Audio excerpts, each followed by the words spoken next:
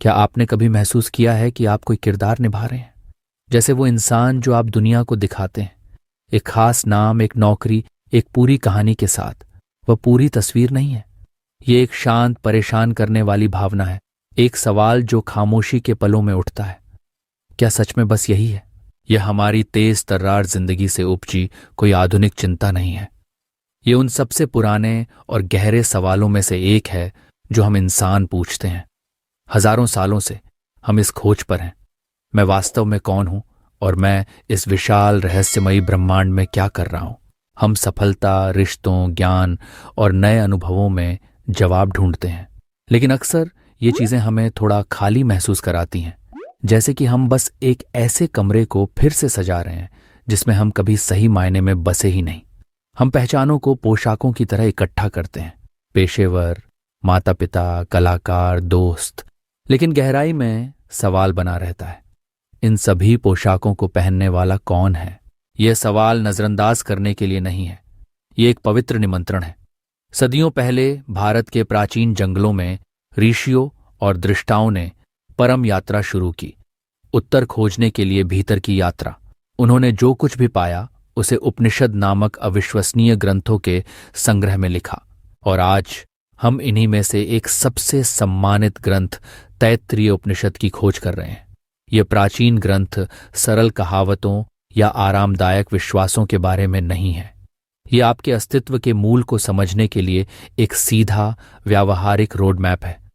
इसमें न केवल एक दार्शनिक विचार की कुंजी है, बल्कि एक जीवंत वास्तविकता की कुंजी है जो परम स्वतंत्रता और एक ऐसे अर्थ की ओर ले जा सकती है जो दिन प्रतिदिन से कहीं आगे है।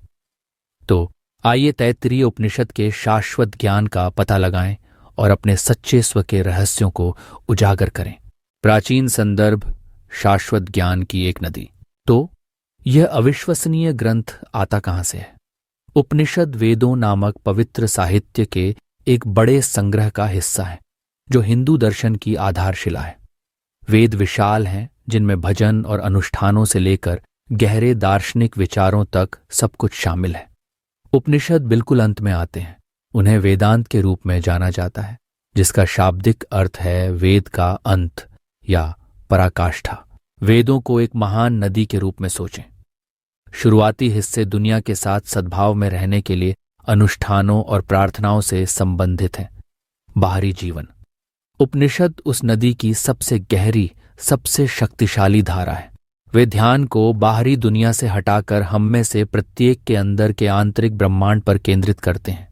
वे हमें केवल परमात्मा की पूजा करने से आगे बढ़कर अपनी चेतना के भीतर परमात्मा को महसूस करने के लिए कहते हैं। ये कर्मकांड से आत्म साक्षात्कार की ओर एक क्रांतिकारी बदलाव है। इसका मूल संदेश केवल विश्वास करने के लिए कुछ नहीं है, बल्कि अपने स्वयं के अनुभव के माध्यम से सीधे जानने के लिए कुछ है। तैत्तिरीय उपनिषद प्रमुख उपनिषदों में से एक है, जिसका अर्थ है कि इसकी अंतर्दृष्टि वेदांत दर्शन के लिए मौलिक है। कहा जाता है कि इसका नाम ऋषि तित्तिरी के नाम पर पड़ा है। एक पारंपरिक और बहुत प्रतीकात्मक कहानी बताती है कि कैसे महान ऋषि याज्ञवल्क्य का अपने गुरु के साथ विवाद हुआ और उन्होंने सीखे हुए ज्ञान को उगल दिया। अन्य ऋषि तित्तिर पक्षियों के रूप में आए और इस पवित्र ज्ञान का सेवन किया, जो तब वेद का यह हिस्सा बन गया। ये कहानी इस बात पर प्रकाश डालती है कि यह ज्ञान कितना शक्तिशाली माना जाता था। उपनिषद स्वयं खूबसूरती से 3 वर्गों या वल्लियों में व्यवस्थित है। शिक्षावल्ली। यह पहला भाग शिक्षा या उपदेश के बारे में है। ये ध्वन्यात्मकता और प्रार्थना जैसी चीजों को शामिल करता है, लेकिन इससे भी महत्वपूर्ण बात यह है कि यह ज्ञान के छात्र के लिए महत्वपूर्ण नैतिक सलाह देता है। यह सत्य बोलने, धार्मिक रूप से जीने और अपने माता पिता और शिक्षक को देवतुल्य सम्मान देने के महत्व पर जोर देता है। यह मूल रूप से आपके मन और चरित्र को आने वाले गहरे सत्यों के लिए तैयार करता है। ब्रह्मानंद वल्ली। यह ब्रह्म के आनंद की वल्ली है। यहाँ उपनिषद सीधे बड़े सवालों में गोता लगाता है। यह परम वास्तविकता ब्रह्म को परिभाषित करता है और 5 आवरणों या पंचकोश की अविश्वसनीय अवधारणा का परिचय देता है, जिसे हम थोड़ी देर में समझेंगे। भृगुवल्ली। यह अंतिम खंड एक मनोरम कहानी के माध्यम से शिक्षाओं को पुष्ट करता है। ऋषि भृगु अपने पिता वरुण से उन्हें वास्तविकता के बारे में सिखाने के लिए कहते हैं। यह कथा हमें आत्मजांच और ध्यान की वास्तविक प्रक्रिया दिखाती है, जिससे अमूर्त दर्शन व्यक्तिगत और वास्तविक महसूस होता है। तो तैत्तिरीय उपनिषद कोई धूल भरा पुराना ग्रंथ नहीं है। यह आत्म साक्षात्कार के लिए एक संपूर्ण पाठ्यक्रम है, जो आज भी उतना ही प्रासंगिक है जितना कि हजारों साल पहले था। यह अपने शुरुआती श्लोक में एक साहसिक वादा करता है, ब्रह्मविद आप्नोति परम। ब्रह्म को जानने वाला सर्वोच्च को प्राप्त करता है। और यह किसी परलोक के लिए वादा नहीं है, यह इसी जीवन के लिए एक संभावना है। महान घोषणा, ब्रह्म, वास्तविकता का ताना बाना, सभी उपनिषदिक विचारों के मूल में एक विशाल दुनिया को बदलने वाला विचार है, ब्रह्म। ब्रह्मानंद वल्ली में तैत्तिरीय उपनिषद इस परम वास्तविकता की सबसे प्रसिद्ध परिभाषाओं में से एक देता है, सत्यम ज्ञानम अनंतम ब्रह्म। इन 3 शब्दों में संपूर्ण ब्रह्मांड की कुंजी है। सत्यम का अर्थ है सत्य या यथार्थ, लेकिन यह कोई तथ्यात्मक सत्य नहीं है, जैसे आसमान नीला है। यह उस ओर इशारा करता है जो वास्तव में मौजूद है, जो अतीत, वर्तमान और भविष्य में अपरिवर्तित है। हमारे शरीर, हमारे विचार, दुनिया, ये सभी लगातार बदल रहे हैं। वे वास्तविक हैं, लेकिन उनकी वास्तविकता अस्थायी है। ब्रह्म सत्यम के रूप में वे पूर्ण मौलिक अस्तित्व है, जिस पर ये सभी अस्थायी वास्तविकताएं प्रकट और गायब होती हैं। यह हर चीज का होना है। ज्ञानम का अर्थ है ज्ञान या चेतना। ये किसी चीज के बारे में ज्ञान नहीं है, जैसे विज्ञान या इतिहास। ज्ञानम स्वयं जागरूकता के सिद्धांत की ओर इशारा करता है। ये वह अनंत स्वप्रकाशित चेतना है जो सभी जानने को संभव बनाती है। आमतौर पर आपके पास एक झाता, आप, ध्येय, एक पुस्तक और जानने की क्रिया होती है। ब्रह्म ज्ञानम के रूप में उससे परे है। यह स्वयं चेतना है, वह प्रकाश जो तब भी मौजूद है जब आप जाग रहे हों, सपने देख रहे हों या गहरी स्वप्नहीन नींद में हों। अनंतम का अर्थ है अनंत या असीम, और यह सिर्फ बहुत बहुत बड़ा होने के बारे में नहीं है। ब्रह्म अनंत है क्योंकि यह सभी सीमाओं से मुक्त है। यह स्थान द्वारा सीमित नहीं है, यह हर जगह है। यह समय द्वारा सीमित नहीं है, यह शाश्वत है। और सबसे महत्वपूर्ण बात, यह किसी अन्य वस्तु द्वारा सीमित नहीं है, क्योंकि कोई अन्य वस्तु है ही नहीं। यदि ब्रह्म के अलावा कुछ और मौजूद होता तो ब्रह्म उससे सीमित हो जाता। तो अनंतम हमें बताता है कि ब्रह्म एक अद्वैत वास्तविकता है। तो ब्रह्म क्या है? यह अनंत चेतन अस्तित्व है। यह किसी दूर के स्वर्ग में एक व्यक्तिगत ईश्वर नहीं है जो हम पर शासन करता है, बल्कि ब्रह्म ही ब्रह्मांड है। इस विचार को छांदोग्य उपनिषद में इस वाक्यांश के साथ प्रसिद्ध रूप से दर्शाया गया है, सर्वम खल्विदम ब्रह्म। ये सब वास्तव में ब्रह्म है। तैत्तिरीय उपनिषद ठीक इसी अद्वैत दृष्टि को साझा करता है। इस मेज की लकड़ी और इन शब्दों को सुनने वाली जागरूकता अपने गहरे सार में वही एक वास्तविकता है। ब्रह्म महासागर है और हम उसमें केवल बूंदें नहीं हैं, हम ही महासागर हैं जो एक पल के लिए अलग अलग लहरों के रूप में दिखाई दे रहे हैं। यह सब कुछ बदल देता है। यदि हर कोई और हर चीज इसी एक दिव्य वास्तविकता की अभिव्यक्ति है, तो यह विचार कि हम मौलिक रूप से अलग हैं एक भ्रम है। करुणा और अंतर संबंध जिसकी बात आधुनिक विचारक करते हैं, उसकी परम दार्शनिक जड़ यहीं मिलती है। लेकिन उपनिषद हमें केवल इस पर विश्वास करने के लिए नहीं कहता है, ये इसे सत्य के रूप में घोषित करता है और फिर हमें इसे अपने लिए महसूस करने का एक तरीका देता है। आंतरिक मोर, आत्मा, हृदय की गुफा में स्थित स्व। यदि ब्रह्म पूरे ब्रह्मांड की अनंत वास्तविकता है, तो हम इसे खोजना कहाँ से शुरू करें? क्या हमें एक अंतरिक्ष यान की आवश्यकता है? उपनिषद एक लुभावना और अंतरंग उत्तर देता है। यह कहता है कि यह परम वास्तविकता निहितम गुहायाम, तुम्हारे अपने हृदय की गुफा में छिपी हुई है। अस्तित्व का अनंत ताना बाना वहां बाहर नहीं है, यह आपके अपने अस्तित्व के सबसे गहरे, सबसे गुप्त हिस्से में है। सार्वभौमिक ब्रह्म की इस अंतर्निहित व्यक्तिगत अभिव्यक्ति को आत्मा कहा जाता है। आत्मा आपका सच्चा स्व है। और यहां हम पूरे वेदांत में सबसे महत्वपूर्ण शिक्षा पर आते हैं। महान समीकरण, आत्मा ही ब्रह्म है। आपका अंतरतम सच्चा स्व परम सार्वभौमिक वास्तविकता के समान है। एक अन्य उपनिषद की प्रसिद्ध पंक्ति तत्त्वम् असि का अर्थ है तुम वही हो। आप कोई सीमित नश्वर प्राणी नहीं है जो एक दूर के ईश्वर तक पहुंचने की कोशिश कर रहा है। आप ही वे दिव्य, शाश्वत, आनंदमय वास्तविकता हैं। आप बस अस्थायी रूप से भूल गए हैं। यह ठीक उसके विपरीत है जैसा हम आमतौर पर खुद को देखते हैं। हम अपने शरीर, विचारों, भावनाओं, इतिहास और व्यक्तित्व के साथ पहचान बनाते हैं। हम सोचते हैं मैं यह व्यक्ति हूं इन शक्तियों और कमजोरियों के साथ। वेदांत कहता है कि यह सब केवल अस्थायी, बदलती परतें हैं। वे आसमान में गुजरते बादलों की तरह हैं। आत्मा स्वयं आकाश है, जागरूकता का विशाल, अपरिवर्तनीय, हमेशा मौजूद रहने वाला स्थान जहां जीवन के सभी अनुभव होते हैं। आत्मा मूक साक्षी है, साक्षी जो जीवन के नाटक को उसमें उलझे बिना देखता है। ये वही चेतना है जो आपको एक बच्चे के रूप में जानती थी, अब आपको जानती है और भविष्य के हर पल को जानेगी। शरीर बदलता है, मन बदलता है, दुनिया बदलती है, लेकिन मौलिक मैं, शुद्ध जागरूकता जो इस सारे बदलाव को देखती है, स्थिर है, वही आत्मा है। आत्मा का साक्षात्कार कुछ नया बनने के बारे में नहीं है। ये वह सब कुछ बनने से मुक्त होना है जो आप सोचते हैं कि आप हैं, ताकि आप उस उज्ज्वल सत्य को देख सकें जो आप हमेशा से रहे हैं। यह घटाव की प्रक्रिया है, जोड़ की नहीं। उपनिषदों के अनुसार आध्यात्मिक यात्रा गलत पहचान की इन परतों को तब तक छीलने के बारे में है जब तक कि हम अपने सच्चे स्व के ज्ञान में स्थिर न हो जाएं। और यहीं पर तैत्तिरीय उपनिषद हमें अपना सबसे व्यावहारिक उपकरण देता है, 5 आवरणों का सिद्धांत या पंचकोश। अनावरण की यात्रा, पंचकोश। तैत्तिरीय उपनिषद हमें एक शानदार मॉडल देता है कि हम कौन हैं। हमें 5 संकेंद्रित परतों या आवरणों, पंचकोश से बने प्राणी के रूप में देखता है। एक कोश एक म्यान की तरह है जो एक तलवार को छुपाता है। ये भौतिक परतें नहीं हैं, बल्कि पहचान की परतें हैं जो हमारे सच्चे स्व, आत्मा के प्रकाश को ढकती हैं। आध्यात्मिक यात्रा हमारी जागरूकता को अंतरतम परत से सबसे सूक्ष्म तक ले जाने की प्रक्रिया है, ताकि अंदर के खजाने को खोजा जा सके।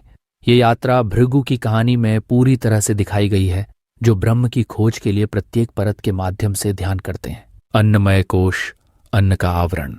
सबसे बाहरी परत अन्नमय कोश है, भौतिक शरीर। अन्न का अर्थ है भोजन। ये परत सचमुच भोजन से बनी है। इसका जन्म हमारे माता पिता द्वारा खाए गए भोजन से हुआ। यह हमारे द्वारा खाए जाने वाले भोजन से पोषित होता है, और जब हम मरते हैं तो यह अन्य चीजों के लिए भोजन बनने के लिए पृथ्वी पर लौट आता है। यहीं से हमारी पहचान आमतौर पर शुरू और खत्म होती है। मैं अपना शरीर हूं, मैं लंबा हूं, मैं छोटा हूं, मैं स्वस्थ हूं, मैं बीमार हूं। अपने ध्यान में भृगु पहले यह निष्कर्ष निकालते हैं कि अन्न ही ब्रह्म होना चाहिए, क्योंकि सब कुछ उसी से पैदा होता है और उसी से पोषित होता है। लेकिन उनके पिता वरुण उन्हें और अधिक जांच करने के लिए कहते हैं। ऐसा इसलिए है क्योंकि शरीर अद्भुत होते हुए भी परम सत्य नहीं है। यह अस्थायी है, यह बदलता है और मर जाता है। यह एक वस्तु है जिसे हम देखते हैं, न कि वे जो इसे देखता है। शरीर के प्रति कौन जागरूक है, यात्रा को और गहरा जाना होगा। प्राणमय कोश, प्राणिक ऊर्जा का आवरण। एक परत और गहरी जाने पर भृगु को प्राणमय कोश मिलता है, जो महत्वपूर्ण ऊर्जा का आवरण है। प्राण वह जीवन शक्ति है जो शरीर को जीवंत करती है। यह हमारी सांस है, लेकिन यह हर कोशिका से बहने वाली सूक्ष्म ऊर्जा भी है, जो हमारे सभी जैविक कार्यों को चला रही है। प्राण के बिना शरीर केवल जड़ पदार्थ है। यह ऊर्जा क्षेत्र शरीर से अधिक सूक्ष्म है। जब हम जीवंत और जीवन से भरपूर महसूस करते हैं तो हम इस आवरण से जुड़े होते हैं। भृगु यह निष्कर्ष निकालते हैं कि प्राण ही ब्रह्म होना चाहिए, लेकिन फिर वरुण उसे ध्यान करने के लिए वापस भेज देते हैं। क्यों? क्योंकि प्राण भी यांत्रिक है। यह अभी भी कुछ ऐसा है जिसके प्रति हम जागरूक हैं। हम अपनी सांस देख सकते हैं। हमारी ऊर्जा का स्तर ऊपर और नीचे जाता है। यह अभी भी एक प्रक्रिया है, उस प्रक्रिया का मूक साक्षी नहीं। इस ऊर्जा के प्रति कौन जागरूक है? मनोमय कोश, मन का आवरण। अगली परत मनोमय कोश है, मानसिक आवरण। मनस का अर्थ है मन। यह हमारे विचारों, भावनाओं, संवेदनाओं और यादों का क्षेत्र है। ये संदेहों, इच्छाओं, खुशियों और आशंकाओं की एक निरंतर बकबक है। मन इंद्रियों से डेटा लेता है और इसे दुनिया के हमारे व्यक्तिपरक अनुभव में बुनता है। हम में से अधिकांश अपना पूरा जीवन इसी आवरण में फंसे रहते हैं। हर अराजक विचार और भावना के साथ पहचान करते हैं। मैं खुश हूं, मैं दुखी हूं, मैं चिंतित हूं। भृगु ध्यान करते हैं और तय करते हैं कि मन ही ब्रह्म होना चाहिए, क्योंकि मन ही हमारे कार्यों को निर्देशित करता है। लेकिन उनके पिता का निर्देश वही है, और जांच करो, मन भी बस एक उपकरण है। यह चंचल है और इसे देखा जा सकता है। एक गहरी जागरूकता है जो मन के नाटक को प्रकट होते हुए देख सकती है। वह कौन है जो जानता है कि मन सोच रहा है? विज्ञानमय कोश, बुद्धि का आवरण। शोरगुल वाले मन से परे विज्ञानमय कोश है, बुद्धि का आवरण। विज्ञान वह संकाय है जो भेदभाव करता है, निर्णय करता है और निर्णय लेता है, जबकि मन केवल विचारों का एक यादृच्छिक प्रवाह है। बुद्धि वह है जो उन्हें व्यवस्थित करती है और उन्हें अर्थ देती है। यहीं पर हमारा मैं का भाव अहंकार रहता है। यह दृढ़ विश्वास कि मैं करता हूं, मैं विचारक हूं, यह हमारे व्यक्तित्व का आसन है। और भी गहरे चिंतन के माध्यम से भृगु यह निष्कर्ष निकालते हैं कि यह बुद्धि ही ब्रह्म होनी चाहिए। और फिर भी चौथी बार वरुण उसे वापस भेज देते हैं। बुद्धि शक्तिशाली होते हुए भी अभी भी सीमित है। यह द्वैत के संदर्भ में सोचती है, सही और गलत, सच और झूठ। यह ज्ञान से धूमिल हो सकती है। यह अहंकार का स्रोत है, अलगाव की वही भावना जो हमारे सच्चे स्वभाव को ढकती है। हमारी अपनी बुद्धि से भी परे क्या है? आनंदमय कोश, आनंद का आवरण। अंत में भृगु बुद्धि के पर्दे को भेदते हैं और आनंदमय कोश पर पहुंचते हैं। आनंद का आवरण। आनंद का अर्थ है शुद्ध आनंद। यह सबसे सूक्ष्म अंतरतम परत है। हमें इसका स्वाद गहरी स्वप्नहीन नींद में मिलता है, जब मन और अहंकार बंद हो जाते हैं और हम शांतिपूर्ण सुखद शून्यता की स्थिति में रह जाते हैं। जब हम जागते हैं तो हम कहते हैं, मैं बहुत अच्छी तरह सोया, मुझे कुछ भी पता नहीं था। वह शांत आनंद हमारे सच्चे स्व के आनंद का प्रतिबिंब है। भृगु को पता चलता है कि आनंद ही ब्रह्म है, और यहां उनके पिता उन्हें वापस नहीं भेजते हैं। भृगु स्रोत तक पहुंच गए हैं। हालांकि बाद में वेदांत स्पष्ट करता है कि यह आनंद कोश भी स्वयं आत्मा नहीं है, बल्कि अंतिम सबसे पारदर्शी पर्दा है। यह आनंद का एक अनुभव है जो अभी भी अनुभव करने वाले और अनुभव किए जाने वाले के बीच एक सूक्ष्म अलगाव का अर्थ है। आत्मा वह नहीं है जो आनंद महसूस करती है, इसका स्वभाव ही आनंद है। आत्मा सभी 5 कोशों से परे शुद्ध, निराकार, साक्षी चेतना है।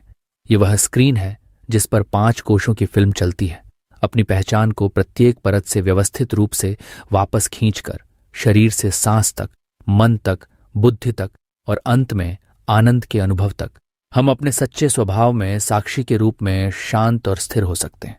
व्यावहारिक अनुप्रयोग ज्ञान को जीना।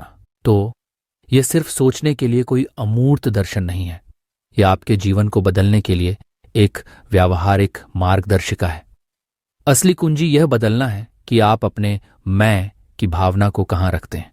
पंचकोश के माध्यम से यात्रा आत्म जांच के लिए एक रोड मैप है। मुख्य अभ्यास साक्षी यानी साक्षी के दृष्टिकोण को विकसित करना है।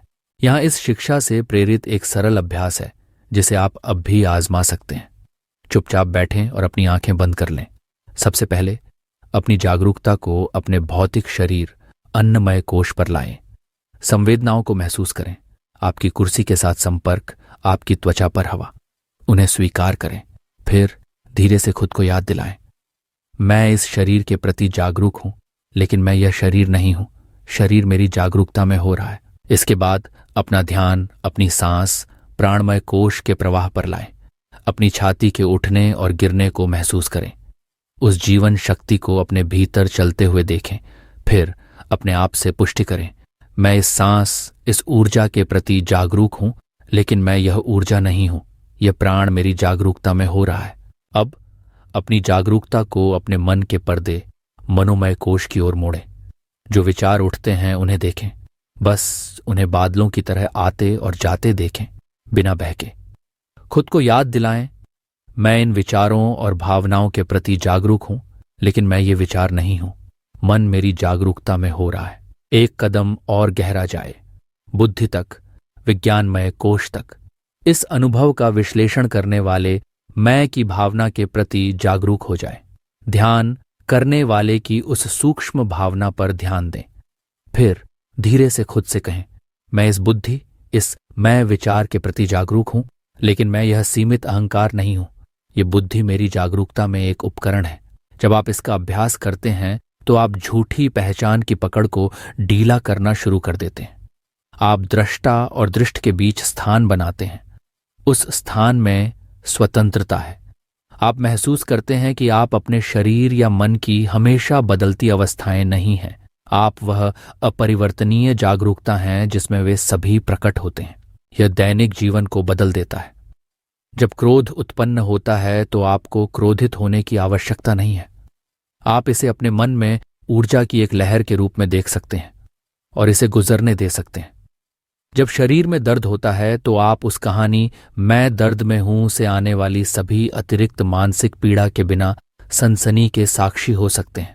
आप आंतरिक शांति की गहरी भावना के साथ जीना शुरू करते हैं, क्योंकि अब आप अनुभव की अशांत लहरों से नहीं, बल्कि स्वयं जागरूकता के गहरे शांत महासागर से जुड़े हैं। हमने आज की एक बहुत ही आधुनिक समस्या से अपनी यात्रा शुरू की, बिखरे हुए खंडित अनुभव की समस्या, और पहुंचे उस प्राचीन समाधान तक जो अद्वैत वेदांत प्रस्तुत करता है। हमने इस अद्भुत उद्घोष को समझा कि परम सत्य ब्रह्म एक असीम, चेतन, शाश्वत सत्ता है, और यह सार्वभौमिक ब्रह्म ही हमारे अंतरतम आत्मस्वरूप के समान है। पंचकोशों के माध्यम से हमारे पास यह देखने का एक व्यावहारिक मानचित्र है कि हम किसे मैं मानते आए हैं और कैसे परत दर परत उन आवरणों को पार करके हम अपने वास्तविक स्वरूप तक पहुंच सकते हैं। तैत्तिरीय उपनिषद का अंतिम संदेश हमें आशा और आत्मबल से भर देता है। यह हमें याद दिलाता है कि हम जिसे खोज रहे हैं वह कहीं बाहर नहीं, वह यहीं है, हमारे भीतर। शांति, स्वतंत्रता और अर्थ जिनकी हमें तलाश है वे कोई उपलब्ध वस्तुएं नहीं, बल्कि हमारा मूल स्वभाव है। उपनिषद कहता है, जो ब्रह्म के आनंद को जानता है वह किसी भी चीज से भयभीत नहीं होता। जब हम यह सत्य जान लेते हैं तब जीवन के मूलभूत भय, जैसे कमी का भय, हानि का भय, मृत्यु का भय, सब मिट जाते हैं।